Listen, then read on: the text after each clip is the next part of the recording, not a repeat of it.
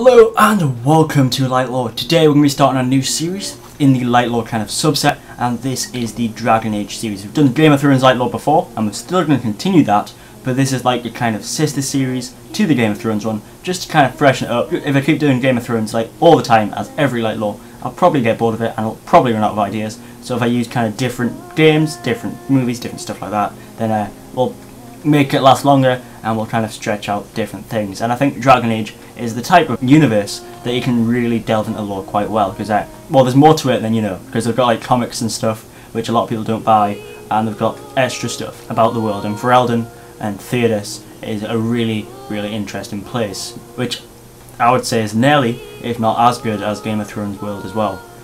So for the first episode we're going to be doing one of the more interesting kind of societies, and that is the Qunaris. Now these guys are kind of misunderstood in the whole scope of things. They're seen as kind of distant, and if I had to compare them to anything in Game of Thrones, not that I have to, but I would say they're probably like the Dothraki. They're seen as savages, but they actually have a rather interesting society, as I've said, and they're an interesting race. Now the Qunari are a horned race, grey of skin, who come from the northernmost areas of Thedas, and that's kind of like Parvolin or Seiron. Now out of those two places, I would say that Parvolin is where they normally come from, and that's where a lot of them kind of talk about. It's a place that they always like, because in their Dragon Age Origins, Sten always talks about his homeland and how he likes this, misses the smell of it and stuff like that. He says he misses, well, he says that they don't have cookies. Don't know how that's related to it, but whatever. He wants cookies, that's his thing. It's a tropical island. It's like mostly rainforests and stuff like that, and it's located off the kind of peninsula of Rivienne. And before the Qunari were there was a race called the Fex. Now, nothing at all is known about them, apart from that they were a sapient race to an extent, and they lived there before the Qunari. Now, whereas Parvolin was the largest kind of Qunari homeland, Seiron is the largest island in the whole of Thedas, which is the world of Dragon Age. Now, this place is more of a harsher landscape. The rainforest, well, you would get rain obviously, which would mean you get crops and stuff like that, but this one is a humid jungle nation, so like it's more forbidden, and there's less people living there. So it's the largest landmass, and the city inside Seiron is actually also called Seiron, so imagine if with the names on there. Qunari are rarely seen in Ferelden. Sten was held in the chantry in that little cage, but he put himself in there because he lost his sword, as you'll probably know if you play Dragon Age Origins. But there's also Qunari NPCs, you see, and they're said to not be very kind of... There's not said to not be a lot of them, but I mean in the game I found a lot of them. But lore-wise, there's not a lot of Qunari there because they come from a place that's so far away. So for them to travel all the way to Ferelden is kind of a big journey, and it's kind of out the way. But the reason that Sten was there is because of the Blight, so he had a reason to be there. But Qunari, as a whole, don't normally go to Ferelden unless something like the Blight does come up. There'll also be mercenaries like the Cadan Fee, and you can find these guys in Dragon Age Origins. Things like a random encounter when you go near Denerim, and it's just like a mercenary group of Qunaris who are kind of high class, and they will go anywhere because the money they get is high. Sort of akin to the Antivan Crows, in the sense that they're hired by really high people to like delve in politics and kill people who are high powered, so someone else can take the throne or take whatever kind of seat that person was in. As I said, Qunari mercenaries would probably be much more common in the Free Marches, so there's still some in Ferelden, the Cadan Fee, but there's not a lot of them. The interesting thing is that the Qunari term can be used for anybody who joins the Qunari. Now you can join the Qunari as a dwarf, as a human, as an elf, and then you'll be part of the Quinn. So it's not just their race that's called the Qunaris, it's anybody who's joined their sort of the religion, their society, join them in general. People who join are probably the humans of Rivienne, which is that peninsula I was talking about before, but also elf slaves. Now they'll join the Qunari. I don't know why, maybe it's because they'll get protection, because the Qunari as a race is quite bulky, or maybe it's because something about their religion attracts them to it, because they're so close, because like in Rivienne there'll be loads of Qunari since like the Qunari homeland is so close, but it's not unknown for people to do it optionally and do it because they want to join. People who abandon the Quinn and leave their religion behind are known as the Talva Shoth. They're kind of banished from their homeland and they're seen as lesser person, and they're also called the Grey Ones, so they're like second class citizens, and they're sometimes killed on sight. I mean, if you lose your sword, you're seen as a Grey One and you'll be killed because you lost your sword, and you wouldn't do that optionally if you were Qunari, because your sword is with you the whole time. But the outcasts call themselves Talva Shoth, and they kind of embrace that and call themselves true Grey Ones. So they're normally people who are soldiers, who didn't like what was going on, maybe it was like the way things were run, and they became mercenaries. and they will normally be Talvashoth. But again, that isn't just for the Qunari race, that can be for dwarves, elves, humans, and they can become Talvashoth as well, they can become outcasts, and then I think that's when they normally leave their homeland, they leave Parvollen and go to other places to do mercenary work. I think the main reason they'd probably leave is because Qunari are given a role when they are born, and maybe they were given a low role, or they were given a role they didn't really like, and they thought, nah, fuck this. You can't choose what you do in Qunari society. Sten in Dragon Age Origins said, why would a farmer want to become a merchant? Because you'll always be a farmer turned merchant, so he thinks like you can't change what you are, you have to be whatever you're given, and they're all given roles, and I think someone would probably be given a shit role, and they'd leave because that role was so terrible. So I think that's probably the main reason they leave, or at least that's the most logical reason they leave. Appearance wise, Qunari, like I said, have like grey skin, although they're known to have like bronze and gold skin. They have like violet eyes, and they're more robust in terms of physical features to humans. You'll see like more changes in their Qunari shapes and sizes, and female Qunari are not really found outside of Parvollen, at least not so far in the game. It's sort of like Turians in Mass Effect. Turians in Mass Effect, you never saw a female until Mass Effect 3, so I think this is kind of the same thing. They can't wait till the third game until they show you a female Qunari. Most of them will have horns, although there is some Qunari who don't have horns, I think Sten for example, and that is sort of like ginger peel in human society. It's a rare thing, but it's not necessarily a bad thing, it's just a genetic mishap almost. But these people are seen as prestigious, and they're given roles like Ben Hashoth, which are like protectors of the faith, sort of like maybe a pope or something, like someone who protects their faith almost. So that's what they'd be given, or they'd be given especially higher roles as a young person because they have no horns. All races in Thedas are said to live the same kind of span, but the Qunari are the only one who have like kind of sanitation and medication to such a high level that they've actually increased their lifespan. I don't think it'll increase by a lot, but it increased by enough that it's notable, so I keep that in mind as well. Before their arrival in Thedas, the Horned people, that's what the Qunari are called, but before they were actually part of the Qunari religion, they were part of something called the Kozith, and not much is known about these at all. It's unknown if this speaks about just the Qunari as a race, or if it talks about many races, but the Kozith was like before the Quinn, and there's literally nothing about them, it's just that it was there. But it's something to keep in mind that they had the Kozith before, but they all converted to the Quinn before 630 Storm, which was sometime in the timeline. And then after that they were known as the Qunari because they joined the Quinn.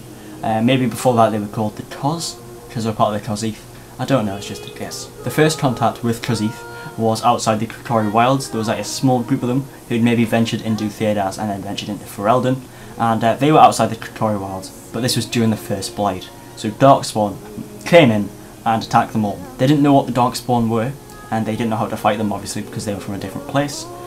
So they were killed instantly, and apparently that's why ogres exist, is because ogres are Darkspawn who've taken over Qunari basically. And then after that, that must have scared them off to an extent because they stayed away for 1,000 years after that. So maybe someone escaped and told the superiors not to go to Ferelden because of the Blight and because they were being turned into ogres. That was when they were the Kozith, and then 1,000 years later they came back as the Qunari with a changed race, and obviously changed society maybe, and maybe they adapted over time, maybe they forgot about the Blight, and they came back to Thedas for whatever reason it was. But this time, it wasn't just the search party, it was warships. So maybe they assumed that the Blight was something that the people in Ferelden had made, and they came with warships 3 centuries before the events described in Dragon Age Origins. And that was from an unknown eastern land across the sea, not Parvollen, not any of the places I described earlier, but this was an unknown place that hasn't been found in any of the Dragon Age timeline so far. And they landed in Parvollen, and that was owned by the Tevinter Inperium. So they tried to take over Parvollen, and they said they would take over the whole world. They only managed to take over Parvollen exactly, and that's why that's their kind of the main hub, because that's the first place they took over. And they're still at war with the Tevinter Inperium, although to a kind of more subtle state. They hate each other, but it's not like an ongoing combat almost. Now I mentioned the Quinn before, and it's sort of like religion, but it's more like a philosophy on life. It's something that all Qunari follow, because Qunari is indeed what they believe in, and not necessarily their race. Even the governing structure of the Qunari society is governed by the Quinn. And as I mentioned before as well, it gives them a defined role in society, so that might be why they become Talvashoth when they leave, because they were given a role that they didn't really like, and they couldn't really change that role, because once you have that role, you're stuck with it. So you'll always either be a soldier, a craftsman, or a priest. So it's one of those three things, and they all represent body, mind, and soul. So even if you are given something you like, there isn't necessarily a lot of choice in the matter. There's only three choices to have. The sign of the Qunari is the triangle, and that's supposed to represent the body, the soul, and the mind. Arashok, Arangina, and Araquin, body, soul, mind.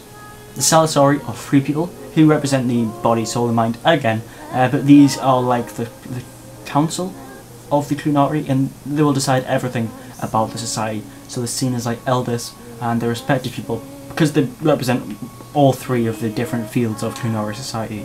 Qunari believe that duty is paramount and you must do what you're told, and they think that every person is like a drop of blood in a vein. So they could all build to make this bigger picture. So it's sort of akin to communism in a way, in the sense that you don't really do what's better for you, but you do what's better for your society and your country. Qunari aren't just brutes or strength, they also have quite high intellect, and they pride themselves on their learning ability. And for that reason, Qunari are generally in Thedas quite quiet, because a lot of them won't know the language at all, and if they do know the language, they'll have a small grasp of it, and that'll be humiliating for them, because their society is all about perfection, and if they can't say the language with perfection, if they can't do something with perfection, then they won't attempt it at all. So Qunari will sometimes be quiet and sit in solitude, which might be an explanation as to why Sten is so quiet in Dragon Age Origins. The Qunari also don't have an idea of personal identity, and instead rely on titles to tell who's who.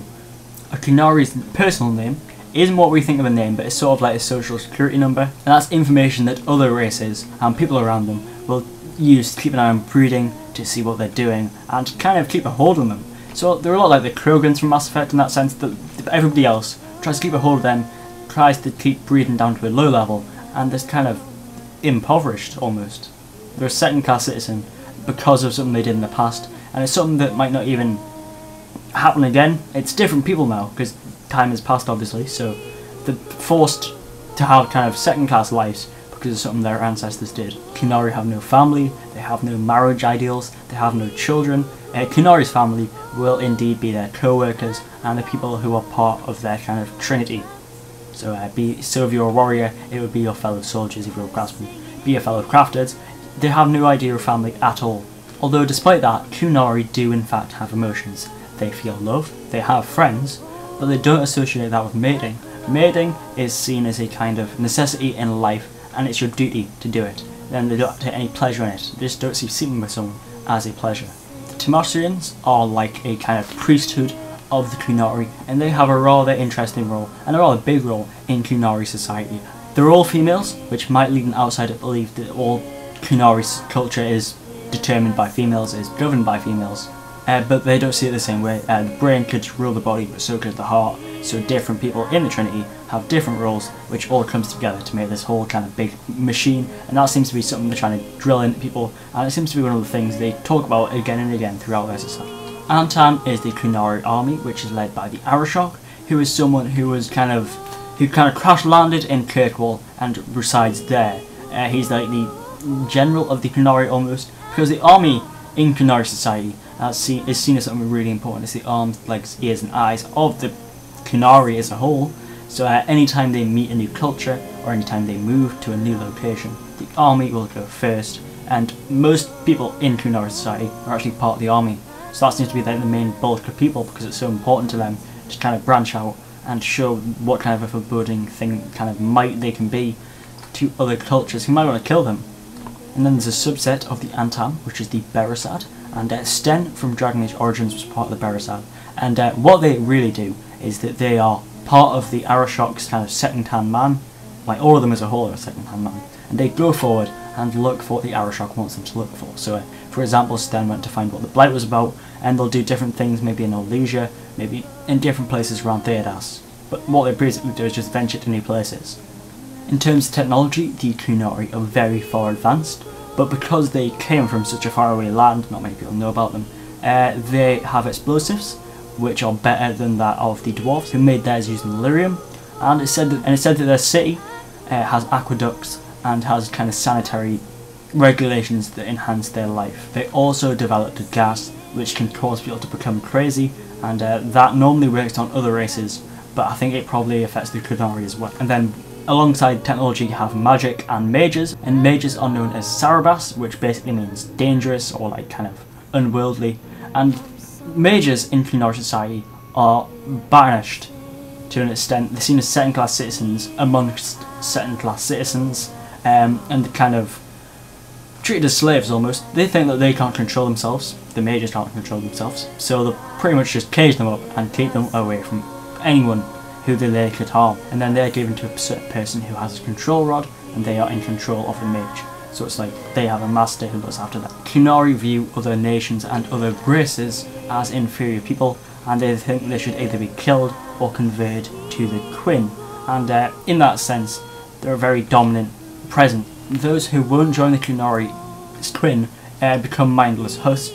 They're given these weird substances. Not a lot's known about how it happens, but they become mindless workers. And if you won't join, you pretty much become a slave and do their bidding, a bit against your will. So there you go, that was Lightlord Qunari. Hopefully you enjoyed this episode and learned something new about the Qunari culture.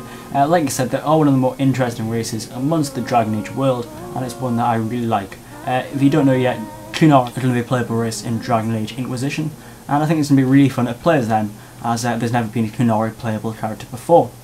So we'll see how that is. I've been